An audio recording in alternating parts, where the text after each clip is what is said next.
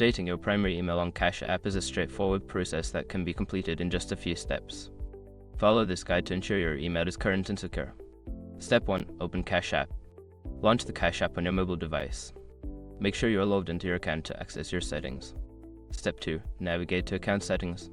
Tap on your profile icon or the Account tab in the top right corner of the screen. This will take you to your account settings where you can manage your personal information. Step 3. Select email address.